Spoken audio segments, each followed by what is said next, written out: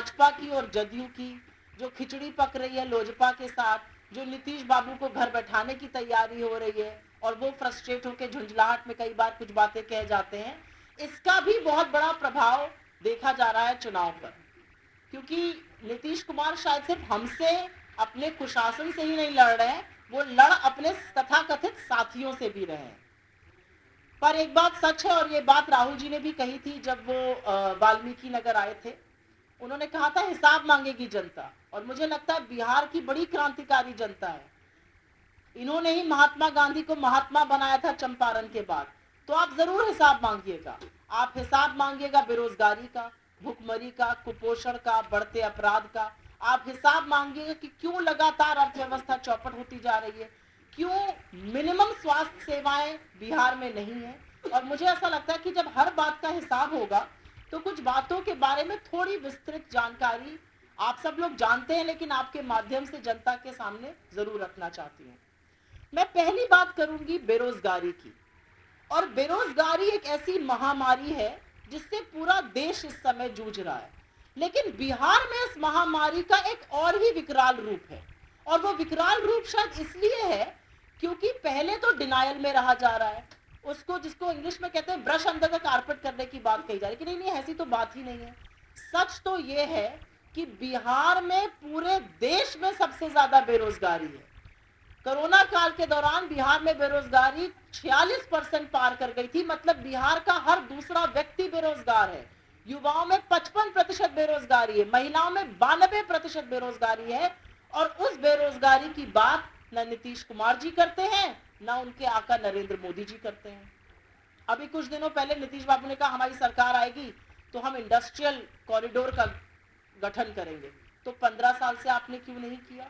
क्या यह सच नहीं है कि महागठबंधन ने बेरोजगारी को, रोजगार को एक मुद्दा बनाया और उसके चलते आपकी कुंभकर्ण की नींद टूटी है और इसलिए आप बात कर रहे हैं आज बेरोजगारी खत्म करने की? लेकिन सच तो यह कि जब आपने 15 साल में नहीं खत्म किया तो अब आप क्या खत्म कर पाएगा, क्योंकि आपकी विफलताओं का पुलिंदा इतना बड़ा है कि उसको अब आप रोजगार पर नकार नहीं सकते। अब बात करते हैं किसान की। 3-4 मुद्दे ही हैं। बेरोजगारी एक मुद्दा है किसान। और मुझे ऐसा लगता है कि किसान जितना बदहाल बिहार में है उतना देश के और किसी प्रदेश में नहीं होगा। और बार बार मैं एक बात कहती हूँ कि हम लोग राजनीति में कई बार बातें करते हैं, कई बार उस पर लोग सवाल भी उठाते हैं, लेकिन आंकड़े झूठ नहीं बोलते हैं। और वही आंकड़े साबित करते हैं कि बिहार में एवरेज, जिसको औसतन मासिक आय एक किसान के परिवार की होती है, वो करीब 3,500 रुपए है औसतन मासिक आय। यही मासिक आय पंजाब में 12,000 रुपए है। जो बिहार की मासिक आय है वो पूरे देश में सबसे कम क्यों है, इसका जवाब तो नीतीश कुमार जी को देना ही पड़ेगा। और अब आपको मैं समझाती हूं और आपके माध्यम से जनता को बताना चाहूंगी कि ये क्यों है। ऐसा इसलिए है क्योंकि किसानों की अवहेलना हुई है, मंडियां खत्म हो गई, लोगों को उनकी फसल का सही दाम नहीं मिलता और अब उसी रास्ते मोदी जी सारे देश को धकेलना चाह रहे हैं। अरे बिहार आइए, बिहार में देखिए कि क्या बदहाली है किसानों की, तो शायद आप अपना निर्णय फिर से लेने को मजबूर हो जाएंगे। लेकिन आप ऐसा नहीं करेंगे।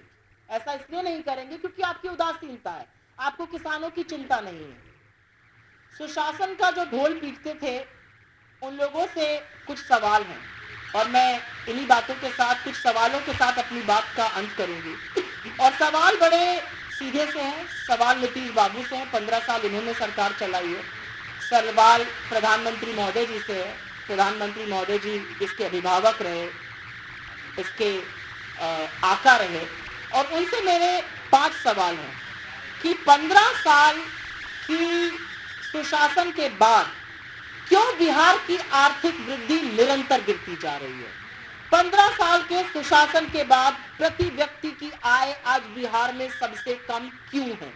15 साल के सुशासन के बाद बिहार का किसान देश भर के किसानों से कम क्यों कमाता है? 15 साल के सुशासन के बाद बिहार कर्ज के तले क्यों दबता जा रहा है? 15 साल के सुशासन के बाद मजदूर लाचार क्यों हैं? 15 साल के सुशासन के बाद आखिर बिहार में सबसे ज्यादा बेरोजगारी क्यों है और युवा क्या करेंगे? आपके पास इसकी क्या योजना है? आप 15 साल से कुछ नहीं कर पाए तो अब आपसे क्या उम्मीद करी जाए। मेरे यही 5 सवाल हैं।